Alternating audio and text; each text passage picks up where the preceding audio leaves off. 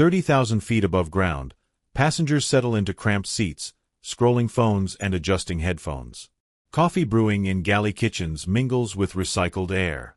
Children press faces against oval windows, watching clouds drift past like cotton balls scattered across blue canvas. None of them know Maxwell Reed's name. His voice guides every takeoff, every landing.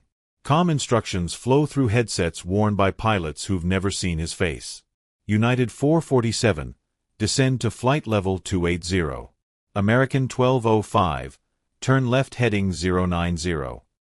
Controllers like Reed stand between chaos and catastrophe, invisible guardians watching green blips crawl across radar screens. Have you ever wondered who's really watching over you when you fly?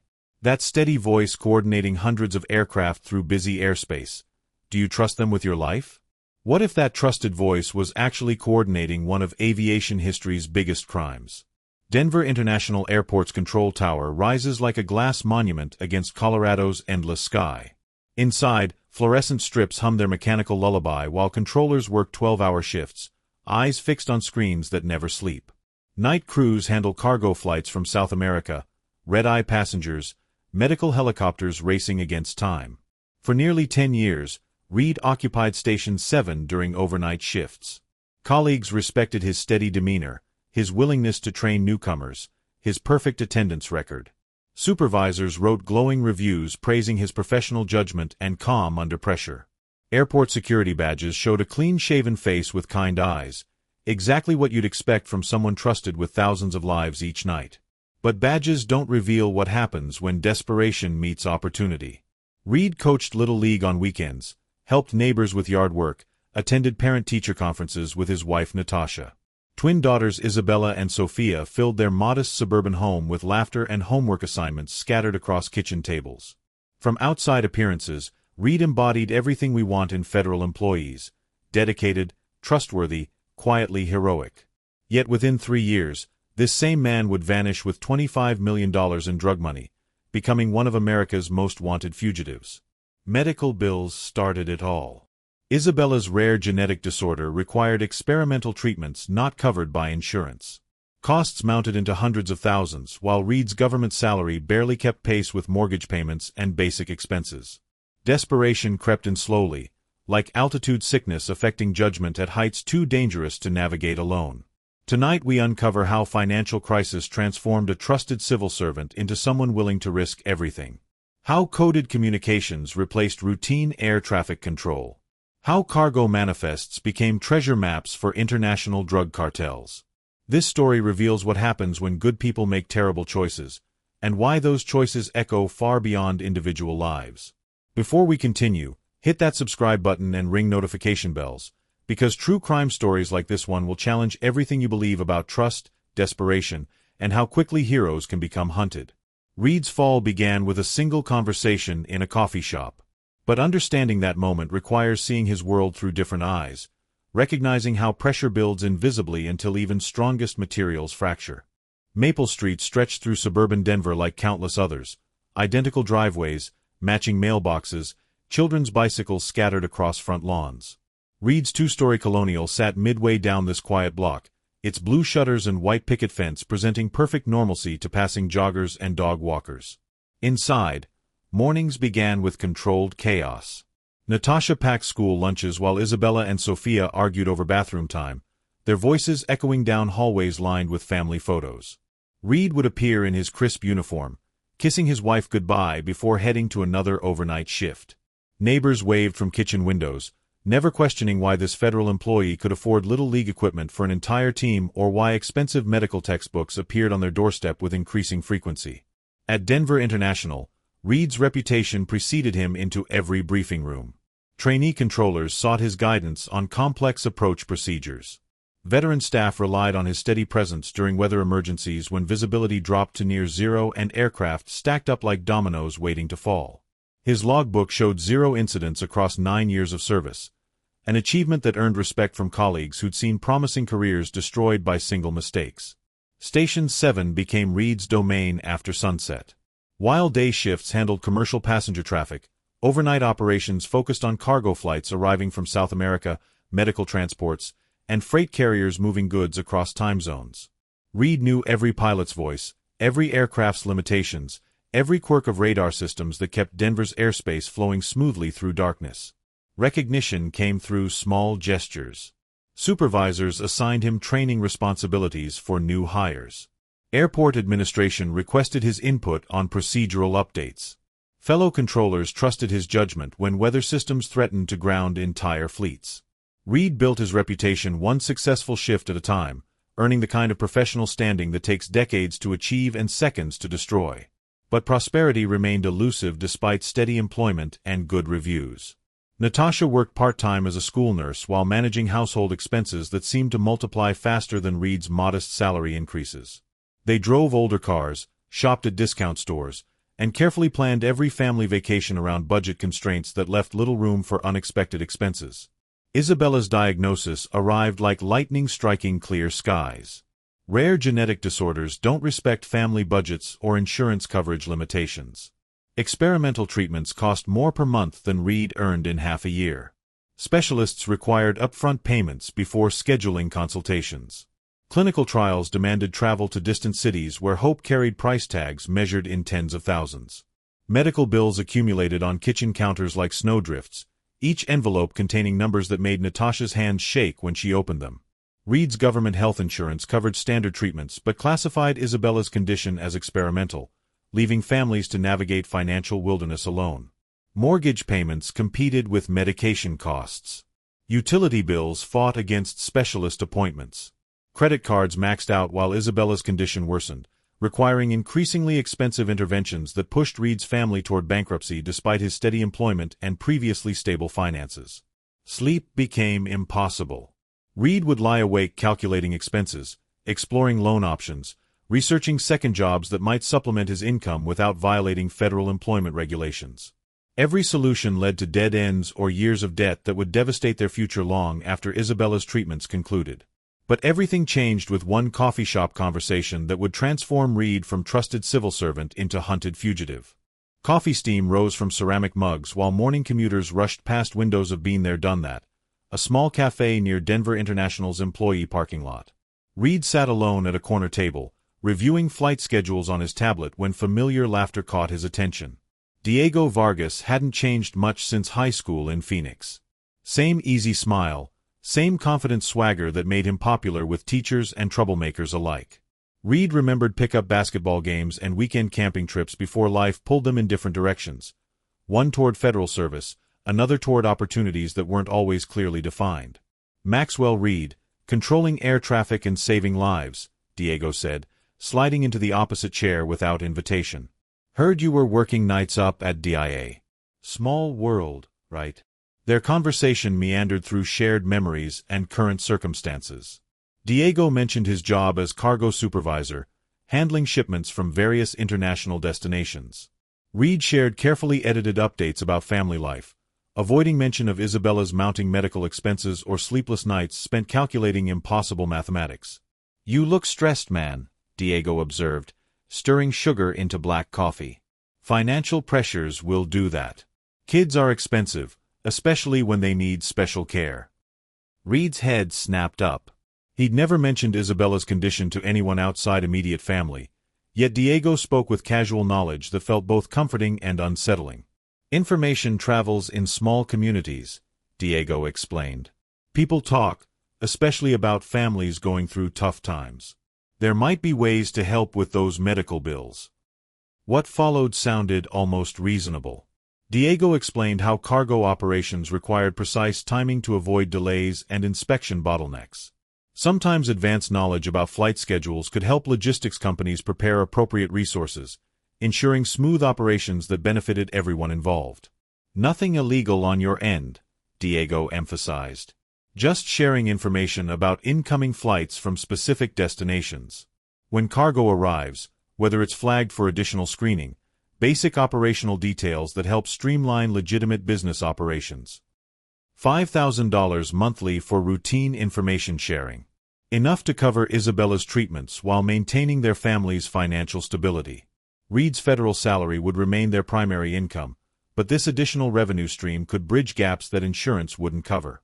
Diego pulled out his phone, showing Reed legitimate cargo manifests and shipping schedules. Everything appeared professional, regulated, properly documented. Companies needed advance planning to allocate appropriate resources, Diego explained. Knowing which flights carried priority cargo versus standard shipments helped them prepare accordingly. Think about it, Diego said, leaving his business card on the table. Isabella deserves every chance at recovery. You're in a position to make that happen without compromising your career or family's future. Reed stared at the card long after Diego left. $5,000 represented more than Isabella's monthly medication costs. It could cover specialist consultations, experimental treatments, travel expenses for clinical trials. Numbers that had seemed impossible suddenly became manageable. Justification came easily. Reed would provide publicly available flight information to legitimate businesses seeking efficient cargo operations. No laws broken, no regulations violated. Just sharing schedules that helped companies plan resource allocation more effectively. His first encrypted message contained basic arrival times for 3 South American cargo flights. Within hours, Diego confirmed receipt and mentioned how helpful such information proved for their operational planning. At month's end, $5,000 appeared in Reed's personal account, exactly as promised. Isabella's next specialist appointment proceeded without Reed checking bank balances first. Experimental medications arrived on schedule. Natasha noticed her husband's improved mood, attributing his reduced stress to better sleep patterns and renewed optimism about their daughter's treatment prospects. But Diego's requests gradually expanded beyond simple flight schedules. Which cargo terminals handled specific shipments? Were any flights flagged for enhanced inspection? Did customs schedules change based on staffing levels or operational priorities? Each request seemed logical, building naturally from previous information sharing. Reed's responses grew more detailed, more valuable, more deeply embedded in operational knowledge that only insider access could provide. Monthly payments increased to match Reed's expanded cooperation. $7,000, then $10,000, eventually reaching $15,000 as his information became increasingly critical to Diego's mysterious logistics operations. Comment below, what would you do in Maxwell's situation? When faced with impossible medical bills and seemingly harmless ways to help your family, where would you draw lines that seemed increasingly blurred? $25,000 deposited monthly into Reed's account transformed their family's financial landscape completely. Isabella's treatments progressed without interruption. Natasha stopped checking bank balances before grocery shopping. They moved from their modest suburban home to an upscale neighborhood where houses featured 3 car garages and professionally maintained lawns. Reed's information requests from Diego had evolved far beyond simple flight schedules. Detailed cargo manifests arrived on his secure tablet, requiring analysis of shipment contents, customs inspection protocols, and real-time updates about enforcement activity levels. What began as sharing publicly available information now demanded insider knowledge that only air traffic controllers possessed. Coffee shipments from Colombia required specific handling procedures. Textile imports from Peru needed expedited processing through particular cargo terminals. Industrial equipment from Mexico moved through carefully coordinated time windows when inspection resources were diverted elsewhere. Reed's real-time communication with Diego allowed immediate adjustments when enforcement patterns shifted unexpectedly. The operation demonstrated remarkable sophistication.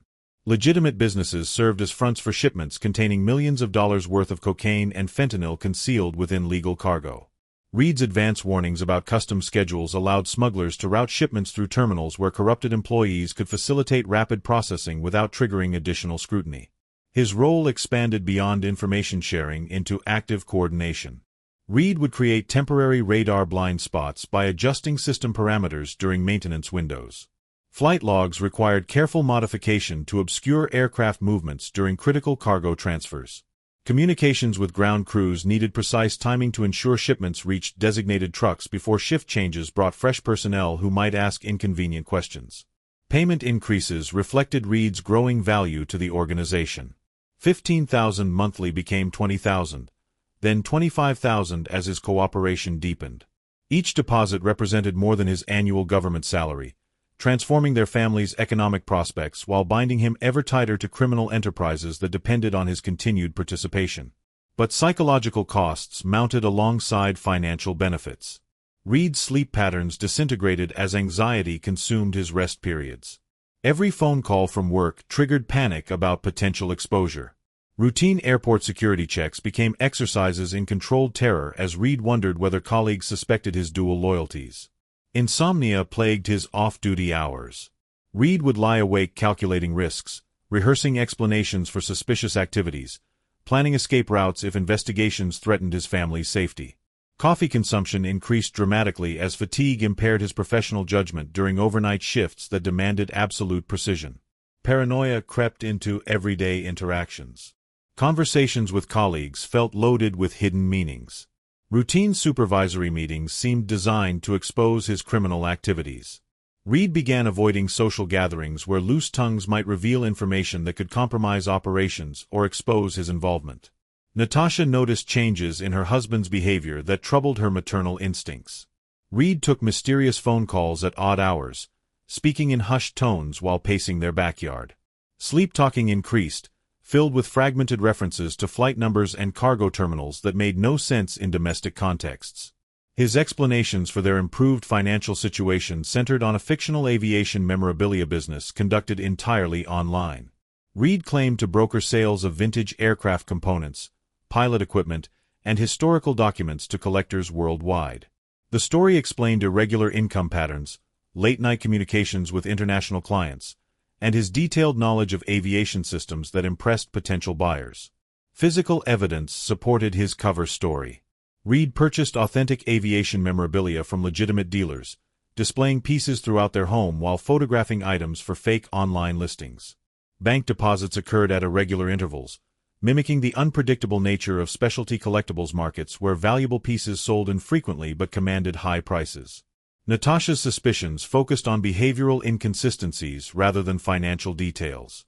Reed's increasing nervousness around airport security, his reluctance to discuss work specifics, and his habit of checking locks multiple times before bed suggested stresses that online memorabilia sales couldn't explain adequately. Their relationship suffered as Reed's emotional distance grew. Intimate conversations became rare as he struggled to maintain fictional narratives while concealing criminal activities that could destroy their family if exposed. Physical affection decreased as guilt and fear consumed emotional energy that once flowed naturally toward his wife and daughters. Isabella's improving health provided Reed's only genuine happiness during this period. Experimental treatments showed promising results, giving their daughter energy and hope that had been absent since her diagnosis. Yet even these victories felt tainted by knowledge that criminal proceeds funded her recovery. Meanwhile, unknown to Reed, federal agents were methodically connecting patterns that would soon expose his double life and trigger the most intensive manhunt in aviation security history. Diego's encrypted message arrived on Reed's secure phone at 2:47 a.m., containing details that made his hands tremble as he read. Operation Skyfall represented the largest single shipment the Morales organization had ever attempted. $25 million worth of pure cocaine and fentanyl concealed within a cargo flight carrying legitimate coffee beans from Bogota. This wouldn't be routine information sharing or simple schedule coordination. Diego's requirements demanded active participation that crossed every line Reed had sworn never to breach. Success required temporary radar system modifications, falsified flight logs, and creation of what Diego called a window of invisibility during the aircraft's final approach and cargo transfer. Planning sessions occurred in abandoned warehouses where Diego spread detailed airport blueprints across folding tables. Reed studied cargo terminal layouts, customs inspection rotations, and security camera blind spots while Diego explained coordination requirements with corrupted ground crew members positioned throughout Denver International's freight operations. The aircraft would arrive during a carefully chosen 4-hour window when customs inspections were minimal due to shift changes and scheduled maintenance on screening equipment. Reed's job involved ensuring the flight proceeded through approach patterns that avoided certain radar installations while maintaining appearance of routine cargo operations. System modifications required Reed to access master control panels during his overnight shift, temporarily disabling specific radar tracking components that monitored low-altitude aircraft movements near freight terminals. These adjustments would create gaps in surveillance coverage without triggering automatic alerts that might summon supervisors or security personnel. Flight log falsification presented greater challenges. Reed needed to modify electronic records showing the aircraft's exact arrival time, approach vector, and cargo terminal assignment. Official documentation would reflect routine coffee shipment processing, while actual operations involved expedited transfer to waiting trucks driven by organization operatives. Ground crew coordination demanded precise timing. Reed would communicate with Diego using coded transmissions that appeared to be routine air traffic control instructions. Cargo transfer to Bay 7 meant proceed with unloading. Maintenance crew to Terminal 3 signaled unexpected security presence requiring immediate abort procedures. The operation's complexity exceeded anything Reed had previously attempted. His role evolved from passive information provider to active criminal participant, whose technical expertise enabled millions of dollars worth of narcotics to enter American communities. Each system modification, each falsified record, each coded communication represented federal crimes that could result in decades of imprisonment. Yet financial pressures continued driving Reed's cooperation. Isabella's treatments demanded consistent funding that his government salary couldn't provide. The $25,000 monthly payments had become essential to maintaining their family's stability and his daughter's health prospects. Withdrawal from criminal activities would mean watching Isabella's condition deteriorate while bankruptcy consumed their home and savings. Diego emphasized that Operation Skyfall would be Reed's final assignment. Success would generate enough profits to allow Reed's gradual withdrawal from active participation while maintaining residual payments for his years of valuable service. The $25 million shipment represented retirement from criminal activities and return to legitimate employment without financial pressures. Preparation required weeks of careful planning. Reed studied radar system vulnerabilities, identifying precise modification procedures that would create surveillance gaps without triggering security protocols. He memorized ground crew schedules, learning which personnel could be trusted and which might report suspicious activities to airport security. Sleep became impossible as the operation date approached. Reed's anxiety levels reached dangerous heights that affected his professional performance during routine air traffic control duties. Colleagues noticed his increasing nervousness, though they attributed stress to personal family issues rather than criminal planning. Natasha sensed her husband's elevated tension but accepted his explanations about work pressures and Isabella's ongoing medical needs. Reed's cover story about aviation memorabilia sales provided plausible reasons for his secretive behavior and late-night communications with supposed international clients. What Reed didn't know was that Special Agent Rebecca Martinez had been monitoring unusual drug seizure patterns across multiple airports for months. Her investigation team had identified Denver International as a major distribution hub and intercepted communications revealing an inside source within air traffic control operations. Federal surveillance had been tracking Diego Vargas for weeks, documenting his connections to known cartel operatives and his suspicious meetings with airport personnel. Operation Skyfall would proceed exactly as planned, except FBI agents would be watching every movement, gathering evidence against the entire criminal network. Special Agent Rebecca Martinez had spent 15 years tracking narcotics patterns across southwestern United States, developing an intuitive understanding of how drug organizations adapted to enforcement pressure. Her Denver field office handled cases involving Mexican cartels, Colombian suppliers, and domestic distribution networks that moved billions of dollars worth of illegal substances through legitimate commerce channels. Martinez noticed correlations that troubled her analytical mind. Street-level cocaine availability in Denver spiked consistently 48 hours after specific cargo flights arrived from South American destinations. Fentanyl seizures increased following particular aircraft movements through Denver International Airport.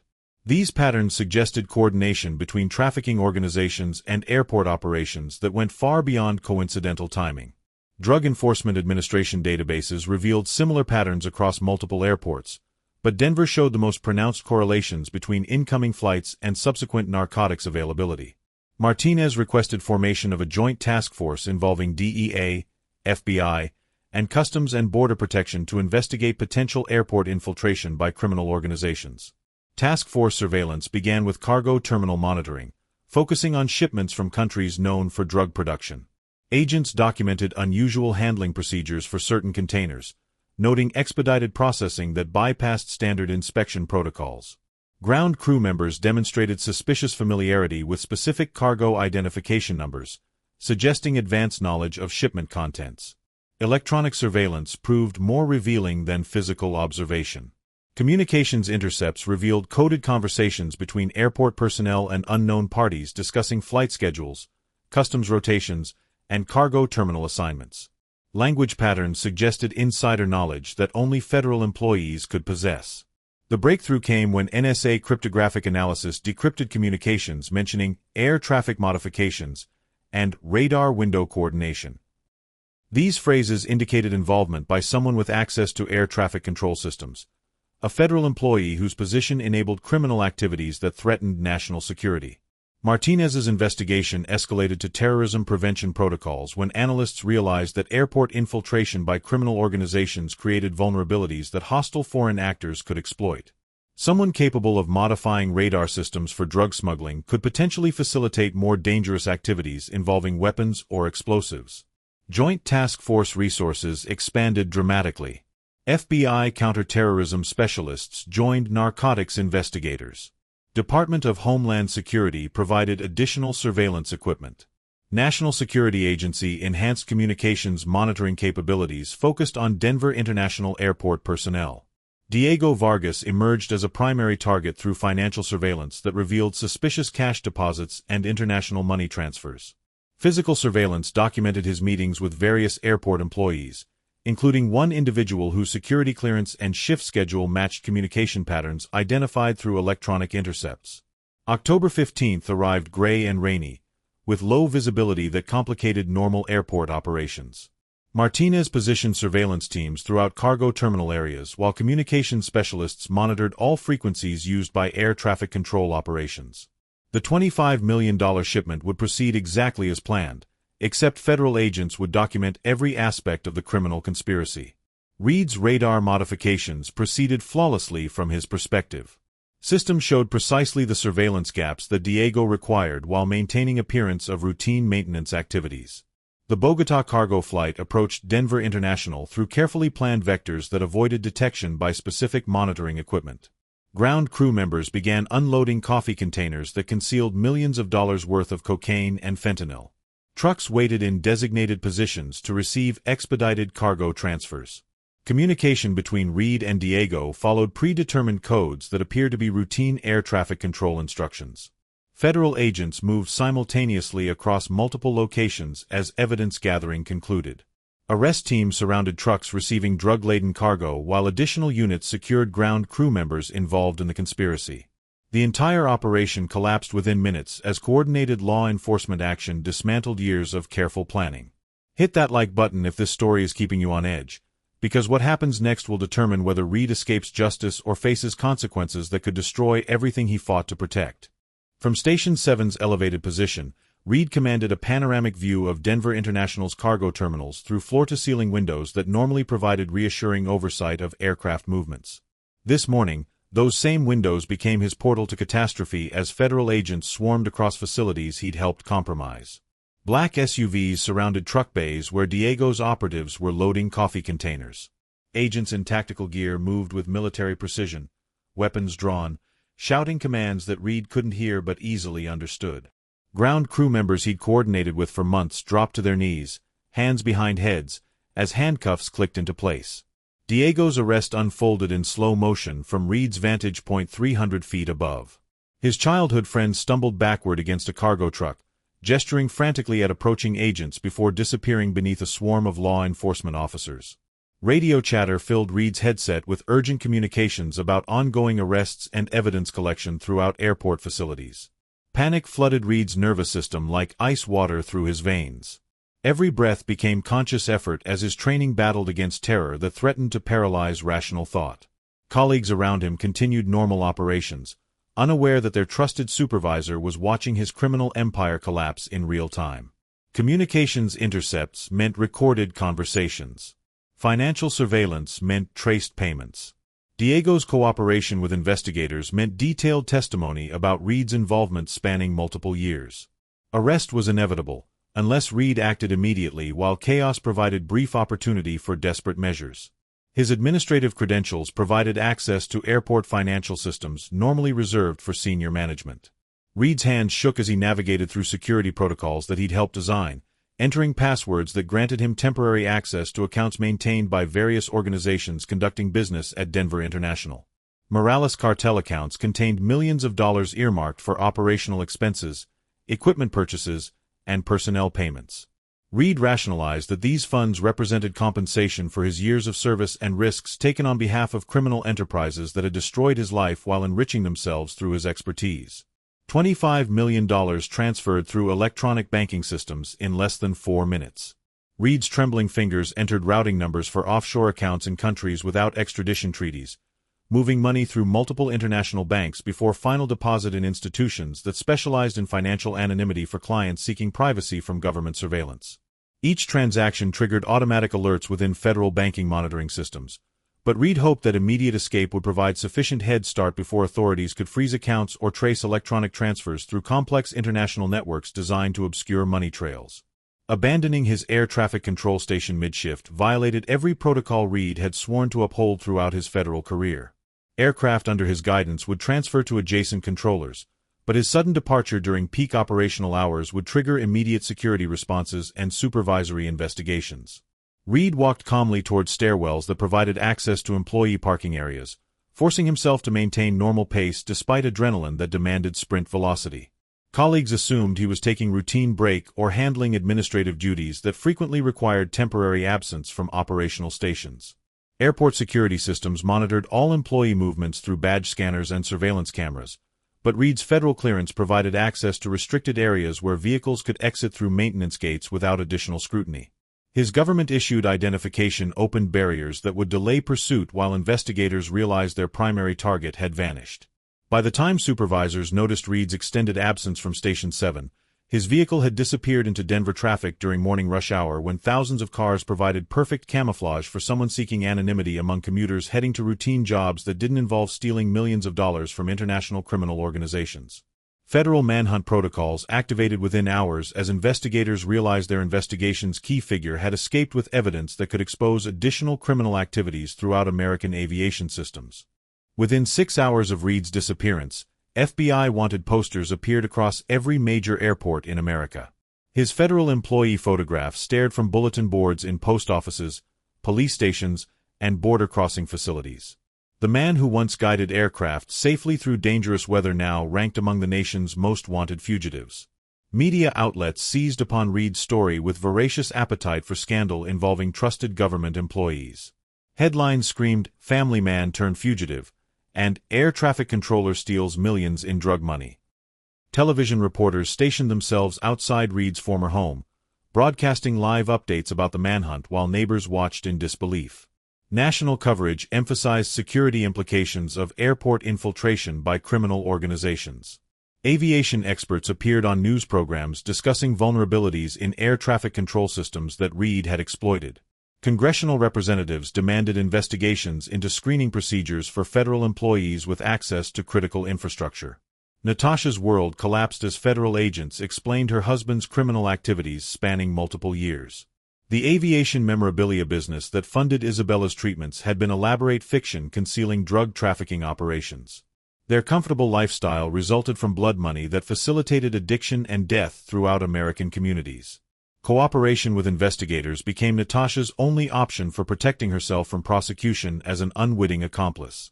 She provided access to family financial records, communications equipment, and personal belongings that might contain evidence about Reed's escape plans or destination preferences.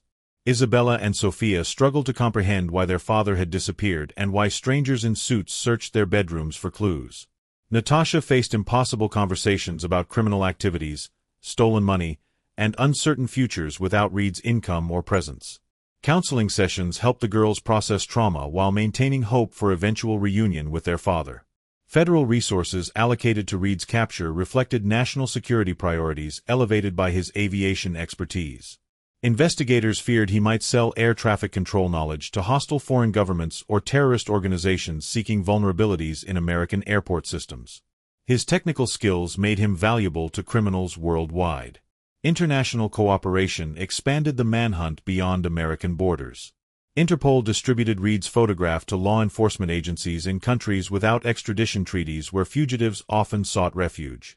Banking authorities monitored offshore accounts for suspicious activities that might reveal Reed's location.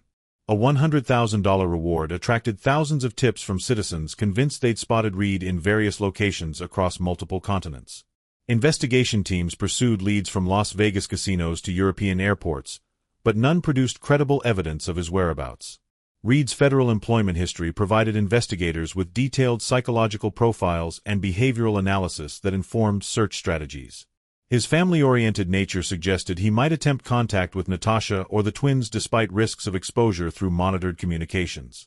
2 years later, Reed remains at large despite one of the most intensive federal manhunts in recent history. His face appears on America's most wanted television programs and FBI websites that generate millions of views from citizens hoping to collect reward money. The case continues generating headlines whenever new leads emerge or anniversary dates remind the public about the trusted civil servant who betrayed his oath and vanished with $25 million in stolen drug money. Reed's transformation from hero to fugitive demonstrates how financial desperation can corrupt even the most trusted individuals. Medical emergencies don't discriminate based on character or career achievements. When facing impossible choices between family survival and legal boundaries, ordinary people sometimes make extraordinary mistakes that destroy everything they sought to protect. Isabella's genetic disorder created pressures that Reed's government salary couldn't address through legitimate means. His initial cooperation with Diego seemed harmless, sharing flight schedules to help his daughter receive life-saving treatments. But criminal organizations excel at gradual recruitment that transforms information sharing into active participation before victims recognize their complete entrapment. Each monthly payment bound Reed deeper into activities that contradicted his fundamental values. The man who dedicated his career to protecting airline passengers eventually facilitated drug smuggling that poisoned American communities. His choices rippled far beyond personal consequences, affecting countless families devastated by substances that flowed through systems he helped compromise. Natasha and the twins became collateral damage in Reed's desperate gamble. Their comfortable lifestyle vanished along with their husband and father, leaving them to rebuild lives shattered by revelations about criminal activities they never suspected. Isabella's medical treatment ceased when stolen money funding them disappeared with Reed's escape. Airport security implications extend beyond individual criminal cases. Reed's technical expertise revealed vulnerabilities in air traffic control systems that hostile actors could exploit for purposes far more dangerous than drug smuggling. His betrayal prompted nationwide reviews of screening procedures for federal employees with access to critical infrastructure.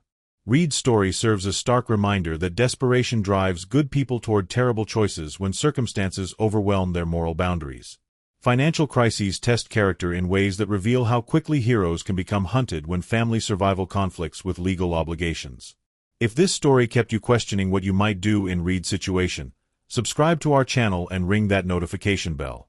We explore true crime cases that challenge assumptions about trust, desperation, and human nature. Comment below with your thoughts about where Reed might be hiding today, because somewhere out there, a fugitive father continues running from consequences that began with a single coffee shop conversation.